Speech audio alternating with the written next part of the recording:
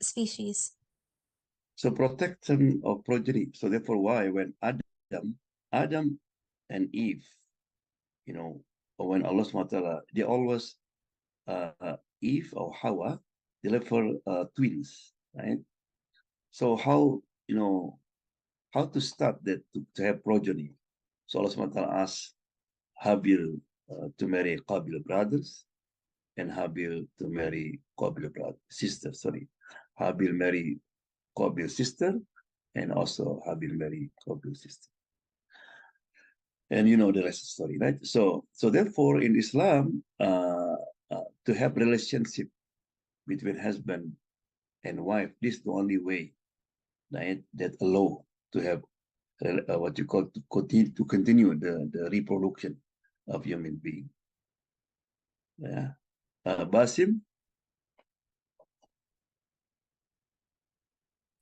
Islam encourages marriage and states its rules, restraints, and duties in a perfect social system, which organizes the relationships between the husband and wife and among the family in general. Islam also imposes a number of duties on the parents towards their children. Among these are to raise and educate them well, to care for them, to meet their needs, and many other things, which are the requirements of an ideal parenthood. Yeah. So therefore, why there is no book in the world that talk about marriage, talk about relationship of the husband, wife, parent, and children, than the Quran and the Sunnah, right? Because it's very important. The one of the biggest problem that we're facing in the world now is a family, right? Uh, why? Because they didn't have guidance. In our religion, subhanAllah, Allah subhanahu wa ta'ala start from the beginning, how you select your spouses. I want to get married. What criteria of the woman that you need to marry with? The same the man need to marry with. This is the criteria. When you follow that, they're going to have good family, right? Okay, Dahlia.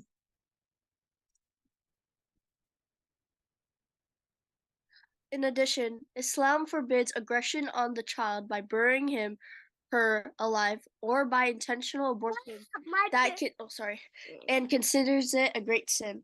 Kill not your children for fear of want. They shall provide sustenance for them, and well as for you. Verily, the killing of them is a great sin. In order to protect the family, Islam forbids adultery, any other shameful deeds, and whatever leads to these deeds, such as the mixing of men and women. And woman, right? So there's a custom in Arab custom, not Arab custom, many custom in the world of the time, right? Just to bury the infants, right? So therefore in the Quran, Allah subhanahu wa ta'ala will ask question.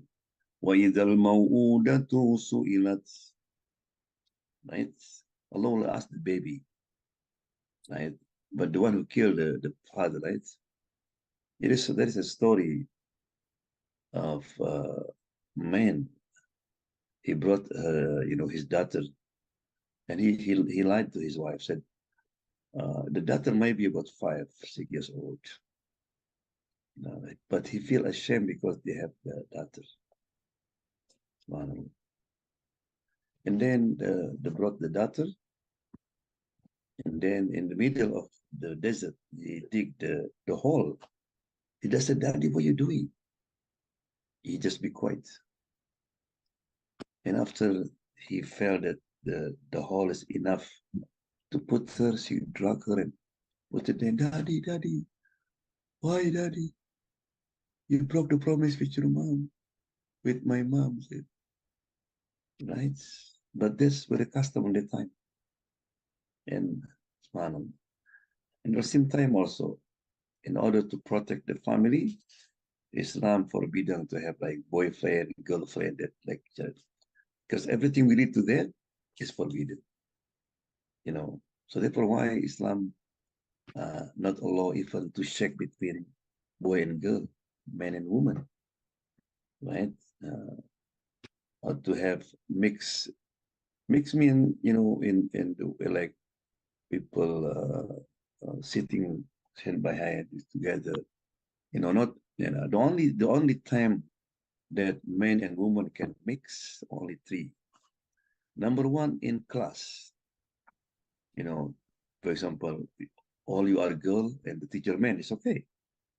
Or all boy and the teacher man, woman, for example. So class is okay, right? Second one, a doctor. Doctor is man, and the one who's sick, a woman, but had to be somebody else, like nurse would be with her, not only doctor with her. Say somebody else had to be there. That's okay. And the last one, in business, you meet a lawyer, you meet businessman, but this is everything just only for business. Or you go to cashier, the cashier is woman and you are man. That's okay. But beside that, try to avoid it, to minimize. Yeah. Okay, Fatiha.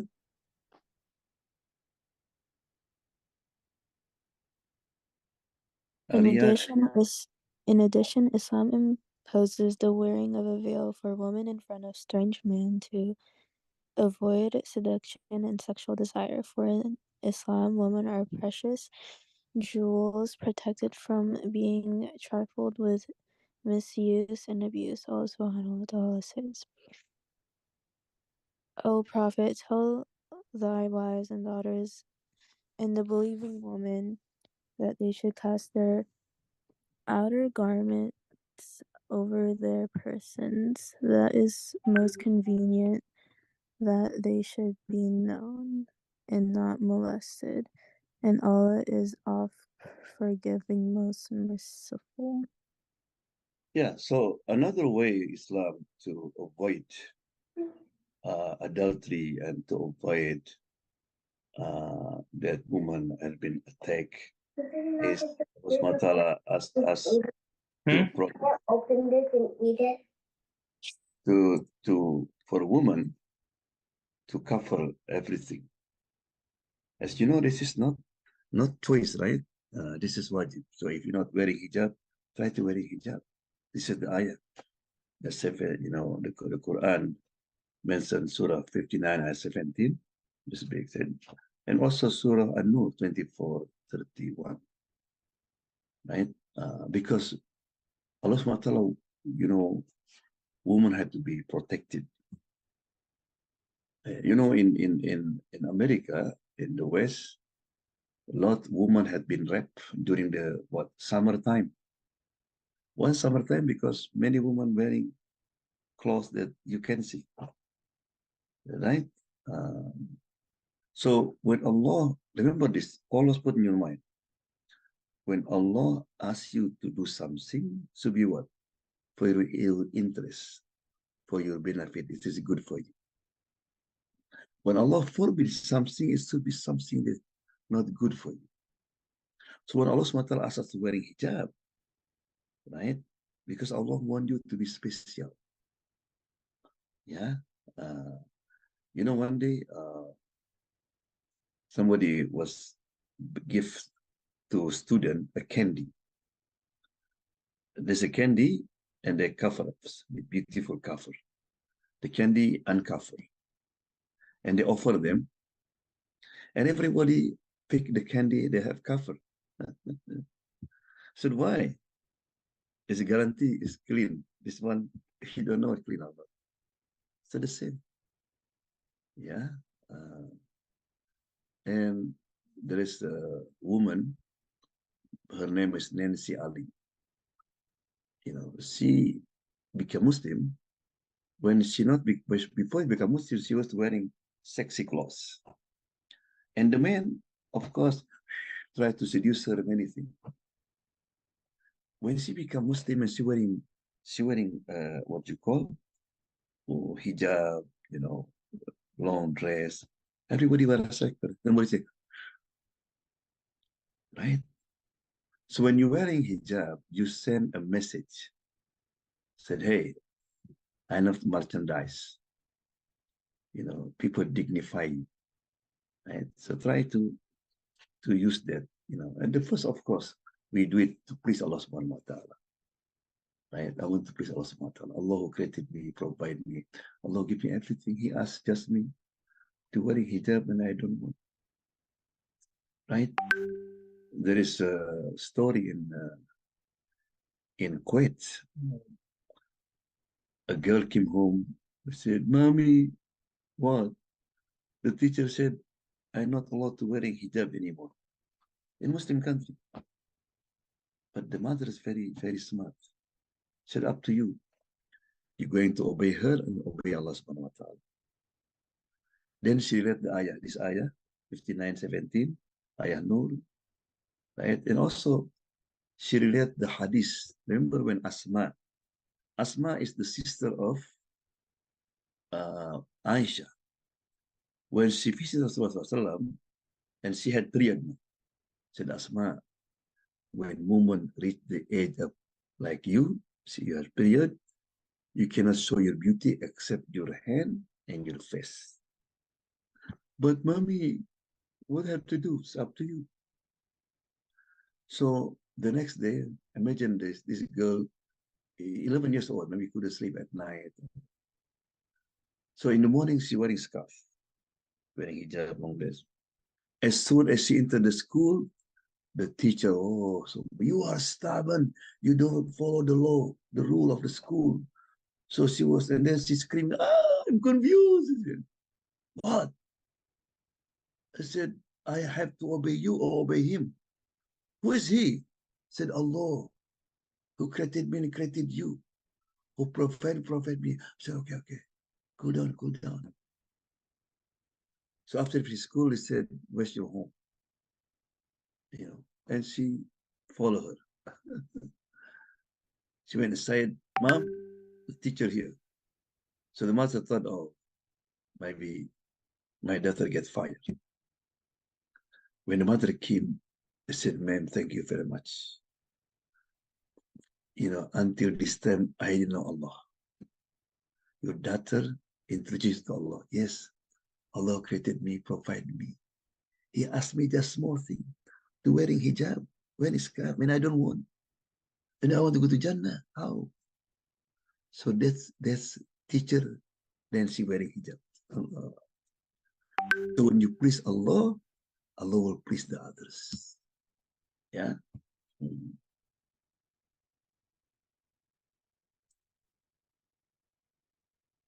Okay, Aliza. Property is the mainstay of life, and Islam considers it as Allah's subhanahu wa ta'ala, which He subhanahu wa ta'ala makes man a guardian over it, and allows him her to earn them in lawful ways and use them moderately. Islam encourages work, production, and earning money and other property by lawful means. It is He who has made the earth manageable for you, so traverse ye through its tracks, and enjoy of the sustenance which He furnishes. But unto Him is the resurrection. So the last one is protection of property, right? So therefore, Allah subhanahu wa ta'ala asks us to encourage us to be rich. One of the dua, the Prophet said, Allahumma inna a'udzubika min al-faqr. Allah seek refuge from poverty, to have money. Right? And Allah subhanahu wa ta'ala said, go and travel. Find the bounty of Allah subhanahu wa ta'ala. Yeah? But know how to protect that wealth. Right? Okay, Ahmad.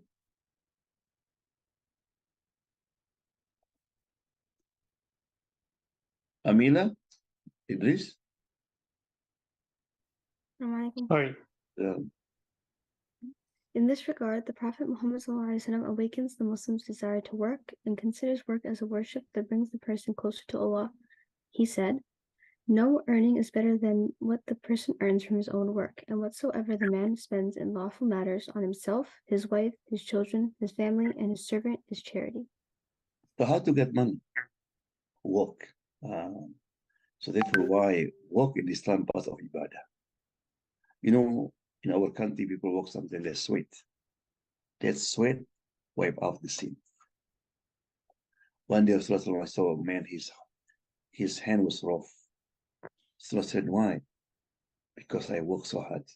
He was a farmer.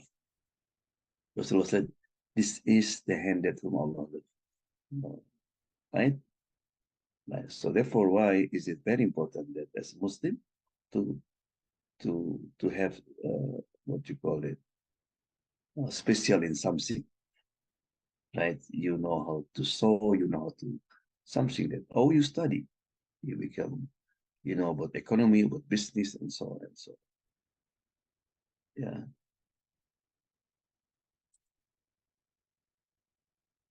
Okay, Danil. Once the Prophet's companions noticed the activeness and the hard working of a man, they asked the Prophet, saying, "We wish that his hard work was for the cause of Allah."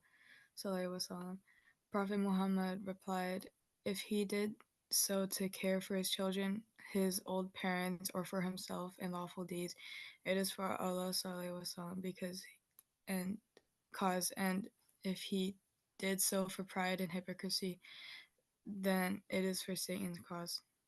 So one day, a man, a master, he walked to the market. I said, "Oh man, I wish that muscle used for jihad." Rasulullah said, "No. If you go to market to do business, to provide his family, there's also jihad. Allah consider jihad also. Yeah." Um,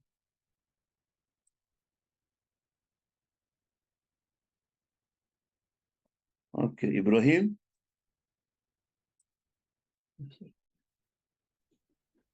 In this regard, Islam has a comprehensive principle. Allah subhanahu wa ta'ala says, He allows them as lawful what is good and pure and prohibits them from what is bad and impure.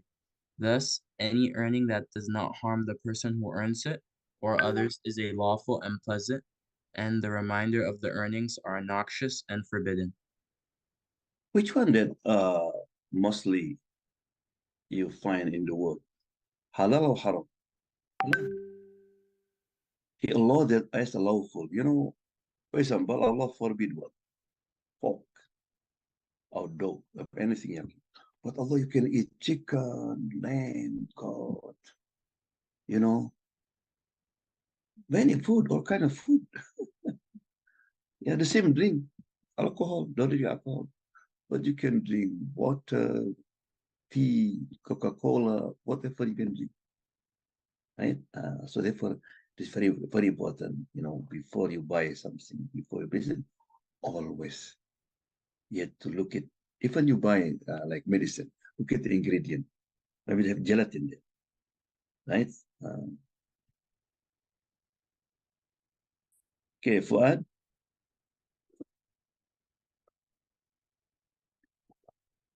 Islamic laws and instructions protect these five essentials, which are important human rights.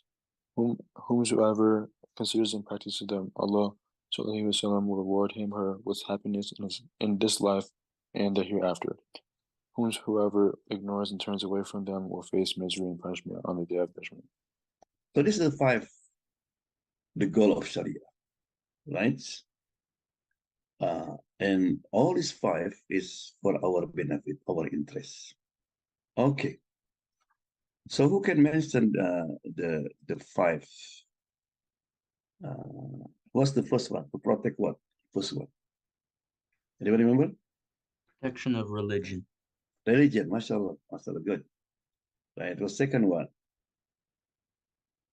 Just mention. Second one, to protect what? Anyone? Forget? Life. To protect life, you cannot kill yourself. Right. Number three, anybody? To protect what? Come on. Property. Protect. Property is okay. Yeah, to protect mind, number three. To protect minds. Two more. We just discussed this two. Right? To protect progeny. Progeny, mashallah, good. And the last one? The property. Property, mashallah, good. That's good. Okay, next week will be Nadia and Aliza Umbo, inshallah. Inshallah, to be ready.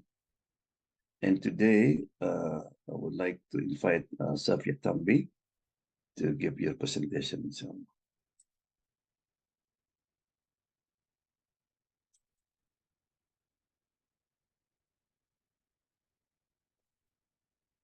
Okay.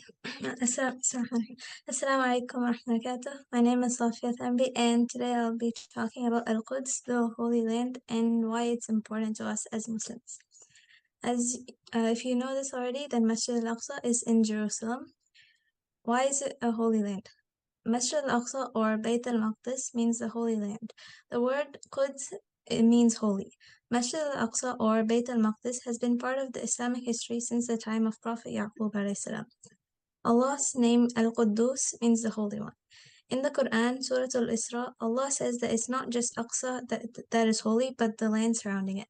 سبحان الذي أسرى بعبده ليلا من المسجد الحرام إلى المسجد الأقصى الذي باركنا حوله لنريه من آياتنا إنه هو السميع البصير. Exalted is he who took his servant Prophet Muhammad sallallahu alaihi wasallam by night from al-Masjid al-Haram to al-Masjid al-Aqsa, whose surroundings we have blessed to show him our signs. Indeed, he is all-hearing and all-seeing. Allah said that this land was for Bani Israel, but only if they believed in the Prophet Isa or Jesus alayhi salam. A few of them did, but most did not live up to their promise. The word Israel doesn't mean the land of Israel that's there now. Israel was just another name for Prophet Yaqub alayhi salam. Why is Quds important to Muslims? Besides Mecca and Medina, Jerusalem is one of the important places to visit for Muslims. Hundreds of prophets have lived in Jerusalem, and many revelations have been sent down there. Prophet Dawood and Sulaiman alayhi salam, they made Jerusalem as their capital. The story of Isra wal Mi'raj was a miracle. Jibril alayhi salam took the Prophet Muhammad sallallahu alaihi wasallam on a buraq, an animal that was kind of like a horse and a donkey with wings, from Mecca to Jerusalem, where the Prophet sallallahu alaihi wasallam led a prayer in front of all the prophets. This is the only place on earth which Allah gathered all the prophets together. From Jerusalem, the Prophet ascended to the heavens. This all happened in one night. There's a link between Jerusalem and Jannah. When the concept of Salah was introduced, the Qibla was Masjid al-Aqsa. This was a Qibla for 14 years.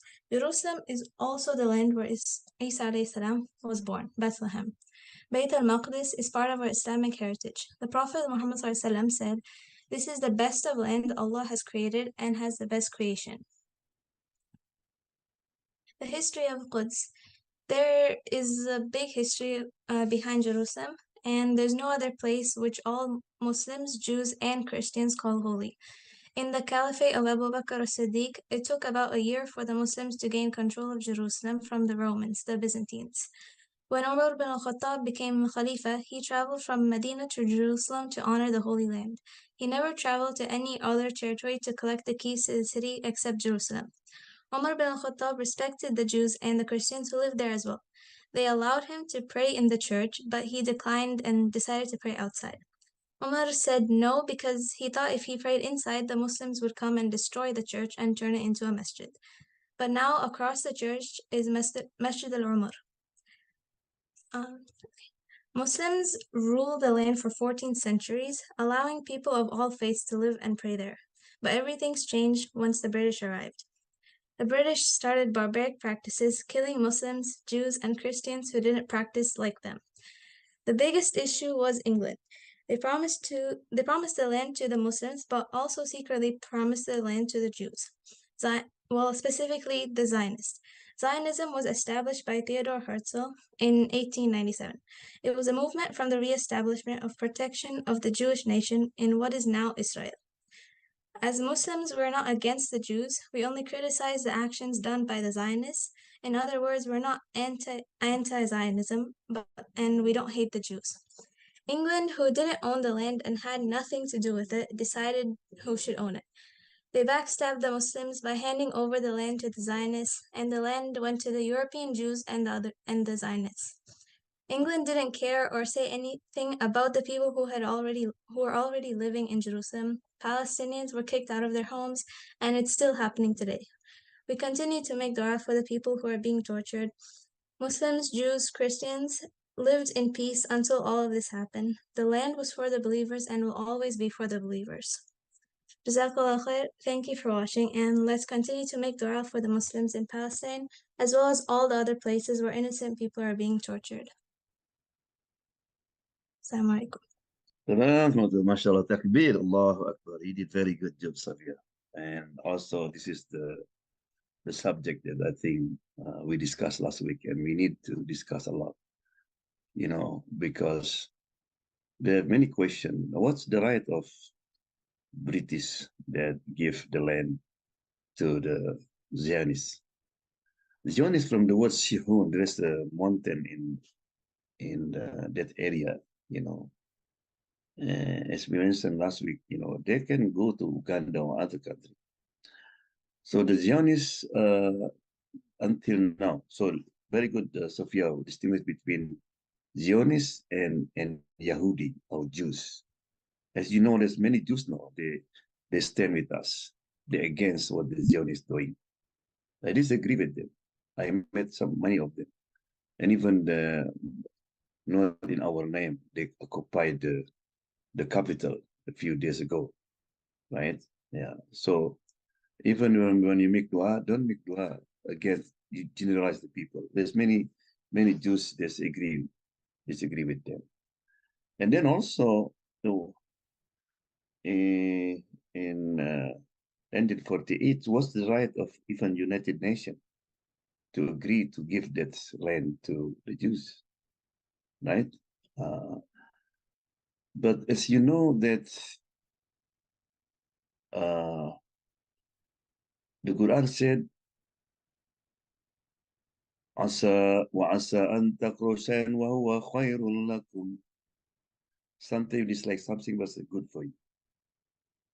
You know what the positive thing, what happened now is Allah expose, their face.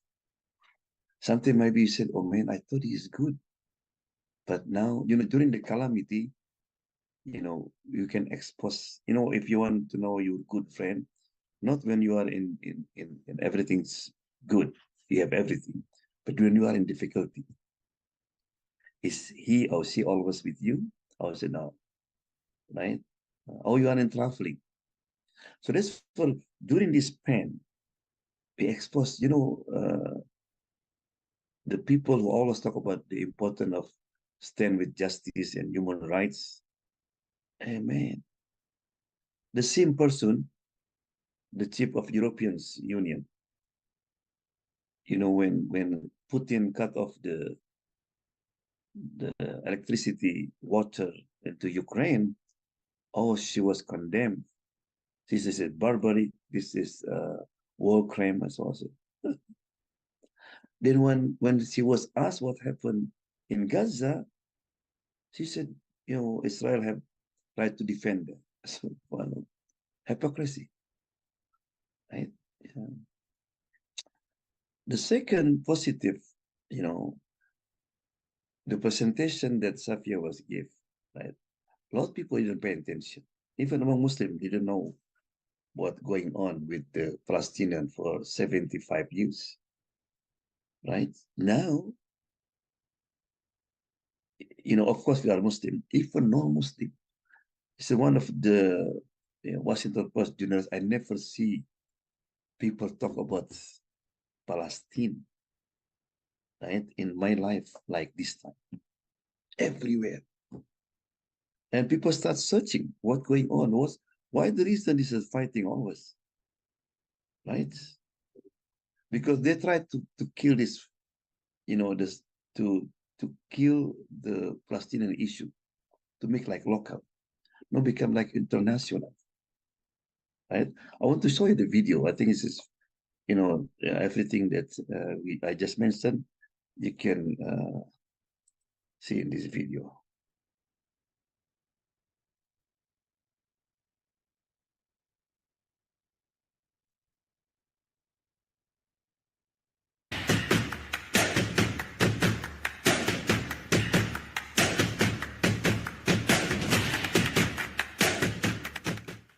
Hello, I'm CJ Whirleman. We're recording this episode on the road, but please don't forget to hit the subscribe button below. Now let's get into it.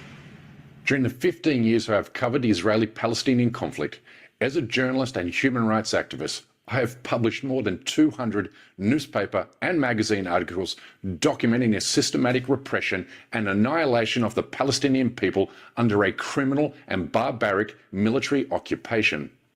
But no matter the horrors and realities that me and my colleagues report from the ground, Israeli and US propaganda has successfully flipped the reality of the conflict on its head by convincing the world that the criminal occupiers are the victims and the unlawfully occupied are the perpetrators. Part of the tragedy of the Palestinians is that they have essentially no international support for a good reason. They don't have wealth, they don't have power, so they don't have rights. That's the way the world works, you know. Your rights correspond to your power and your wealth. Same inside the United States. We shouldn't be surprised to see it. But here comes the good news. What the legendary Noam Chomsky just said speaks to the old world, because in this new world and during this current times, Palestinians are winning in a global court of public opinion for the first time since European Jewish settlers began stealing and colonizing their land in the 1920s. Palestinians are winning because there's been a global awakening like never before. You see, until now, Western mainstream media outlets have been able to control the pro-Israel narrative by silencing and making invisible the Palestinian people. But in today's brave new world, social media has allowed Palestinians to share their reality with a global audience, challenging and countering the lies told about them by Israeli and American political leaders. This new dawn spells the end times to the apartheid Israeli state. And if you doubt what I'm saying here, then consider this, that at this moment, there is a global, multiracial, multi-faith, popular movement for justice in solidarity with the Palestinian people. But there isn't a single pro-Israel protest around the world, because only a bona fide psychopath could publicly support a powerful occupation force that kills more than 1,200 children in just 2 weeks. And please, don't be mistaken into believing that pro-Palestinian protests are only taking place among Muslim communities, because they're taking place in huge numbers throughout the Christian world. This is the French city of Paris, where tens of thousands expressed their rage towards Israeli war crimes on Sunday. And this is Manila, the capital of the Philippines. And this is Greece, where protesters chanted down the Zionist occupation. Similar protests have been seen in Australia, Canada, and throughout South America.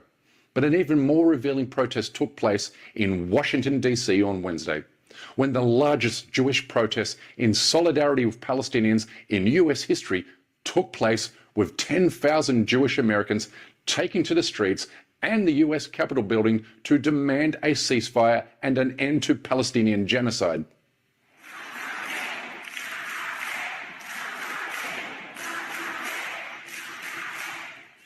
And as we reported in a recent episode, an ever-increasing number of American Jews are turning against the state of Israel, because Zionism isn't Judaism.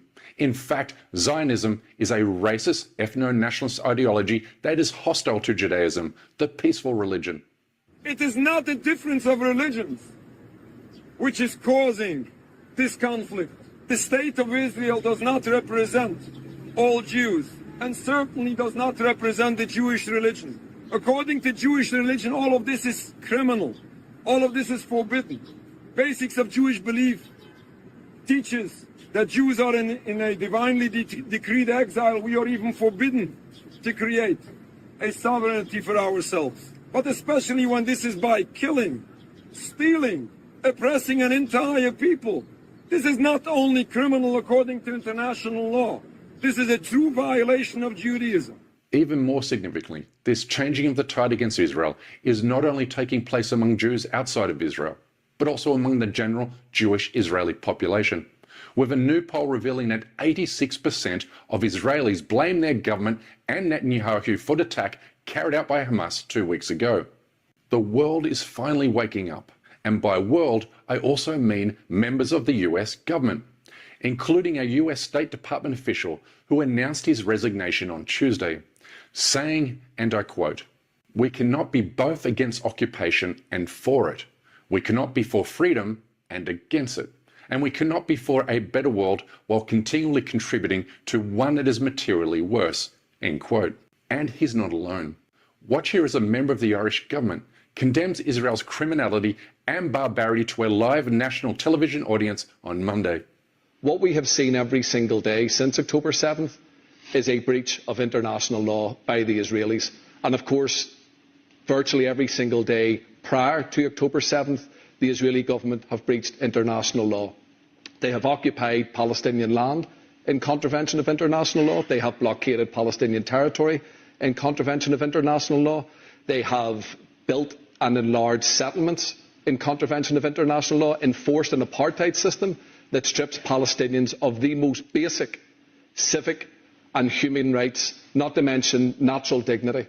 And they have also targeted and killed and injured civilians on a mass scale for decades. Israel, nor its American allies, can no longer suppress the truth. And like the mythological Icarus, Israel, having mass murdered 4,500 Palestinian civilians, including 1,200 children, during the past 2 weeks, has flown too close to the sun. It has become drunk and deranged by perceptions of its own military power. But this power is now waning because its chief benefactor, the United States, has become increasingly isolated in the international community, with most countries now viewing America's unflinching support of Israeli war crimes to be the actions of a pariah state. On Thursday, the United States was the only member of the United Nations to vote against a humanitarian ceasefire in Gaza. Watch here as members of the UN turn their back on the US ambassador at the Human Rights Committee.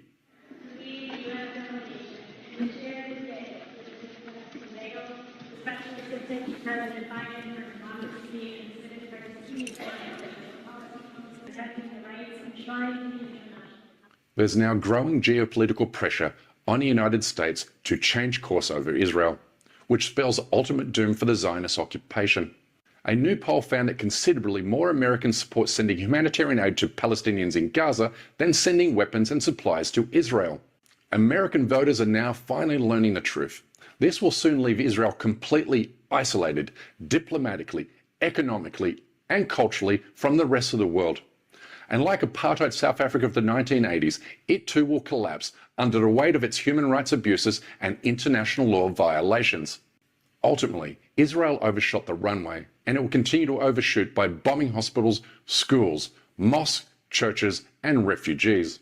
And as the pro-Israel journalist Thomas Friedman points out, the coming invasion of Gaza will blow up the Abraham Accords, further destabilizing two of America's most important allies, Egypt and Jordan, and making normalization with Saudi Arabia impossible.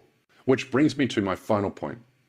Israel is committing genocide in Gaza because it believed the Muslim world was divided and exhausted by the Palestinian situation. But Israel's assessment could not have been further from the truth. In fact, Palestine is also helping free Muslims around the world, as we have seen unprecedented and lawful pro-Palestinian protests held in the streets of Egypt, like this one on Friday, and this one in Tunisia, which has been recorded as the largest mass protest in the North African country's history. And the sight of thousands of British Muslims praying silently in front of London's number 10 Downing Street should inspire us all. This is why Muslims, Jews and Christians across the world are now uniting against the Israeli occupation like never before. So isn't it time you join them? Anyway, that's my time for today. Please don't forget to subscribe to this channel, and we kindly ask that you please support our effort to expose and confront injustices in the Muslim world by becoming a member of this show at patreon.com/CJWellerman. We can't produce, sustain and grow this show without your help, and we offer exclusive benefits to those who do. But for now, good morning, good night, wherever you are, and stay blessed.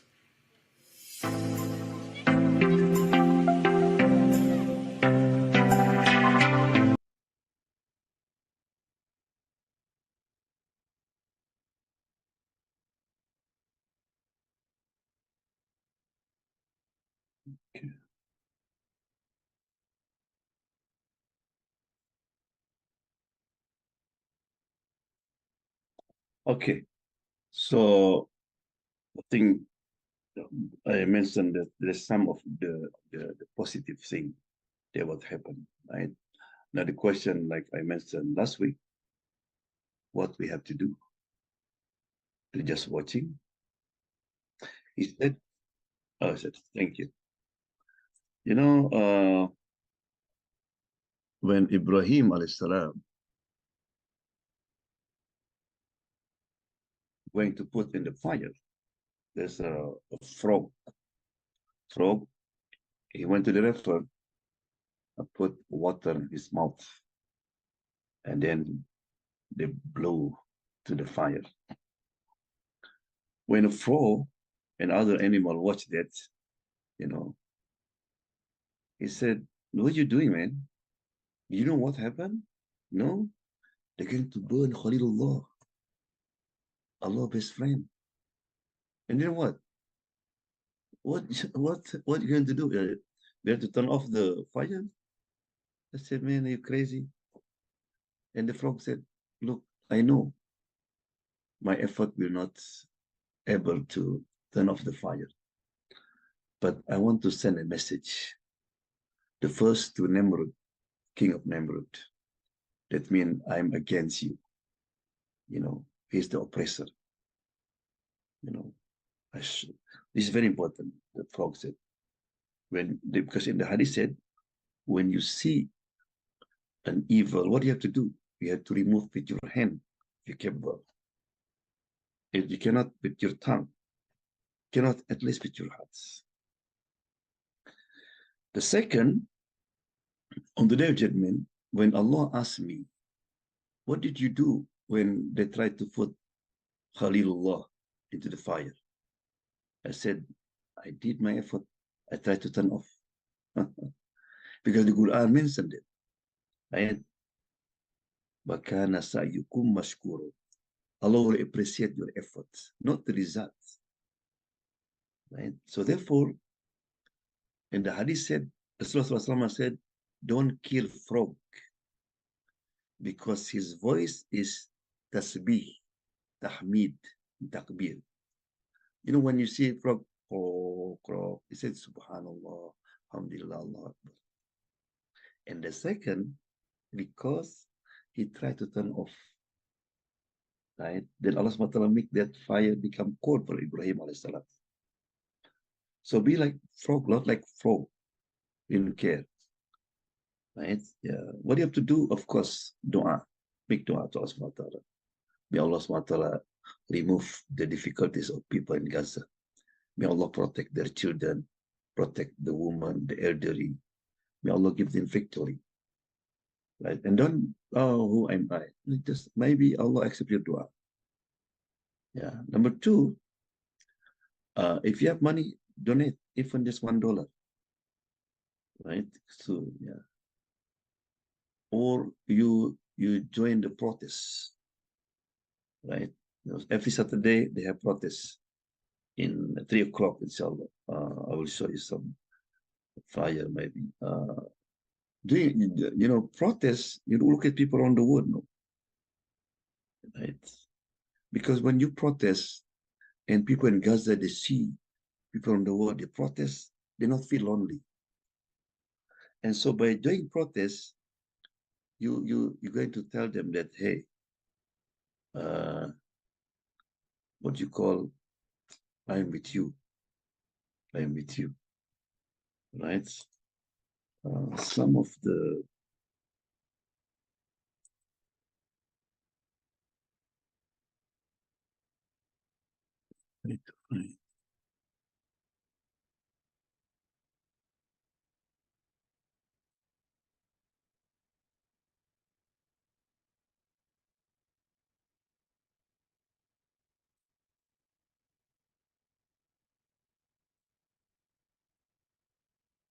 this is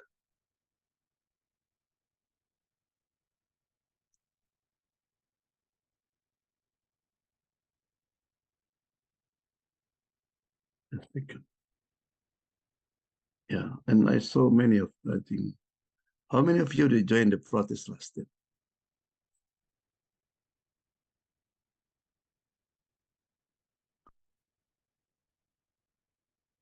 I want to,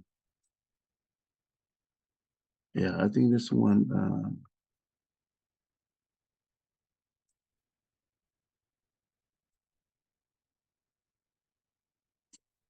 so, yeah.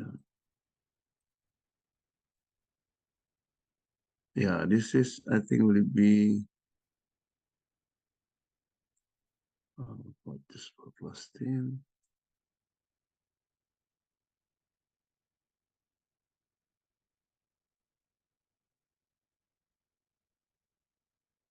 Yeah, this October, yeah. So please come if you can.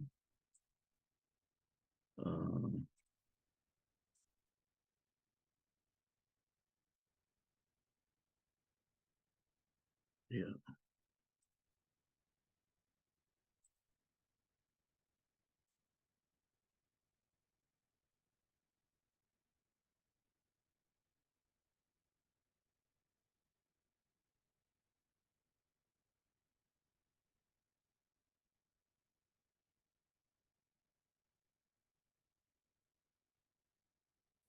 We have some picture here. I try to have the video. Gaza, don't you cry! Gaza, don't you cry! Palestine will never die! Palestine will never die! Palestine will never die! Good job. Free, free Palestine! Free, free Palestine! Free, free Palestine!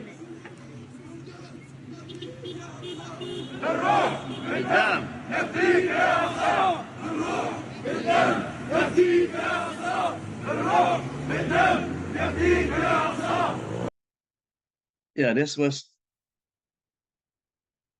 in Bellevue last week. So I would like to encourage you, inshallah, to join the protest, being your brother, your sister, your family, right?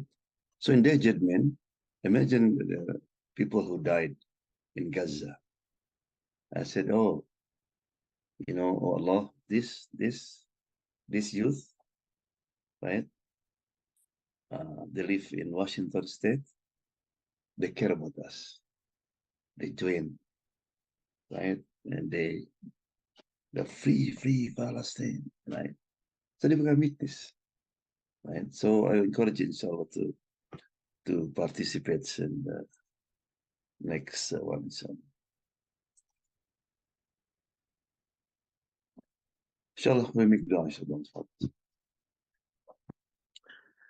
بسم الله الذي لا يضر مع اسمه شيء في الأرض ولا في السماء وهو السميع العليم. بسم الله الذي لا يضر مع اسمه شيء في الأرض ولا في السماء وهو السميع العليم. بسم الله الذي لا يضر مع اسمه شيء في الأرض ولا في السماء وهو السميع العليم. اللهم أنت ربي لا إله إلا أنت خلقتني وأنا عبدك وأنا على عهدك ووعدك ما استطعت وأعوذ بك من شر ما صنعت. أبو لك بنعمتك علي وأبو بذنبي فاغفر لي فإنه لا يغفر الذنوب إلا أنت.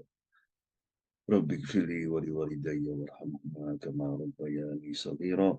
ربنا آتنا في الدنيا حسنة وفي الآخرة حسنة وقنا عذاب النار. ربنا تقبل منا إنك أنت السميع العليم وتب علينا إنك التواب الرحيم. وصلى الله وسلم على محمد. Okay, see you next week at 5 o'clock. Assalamu alaikum. Assalamualaikum. Uh,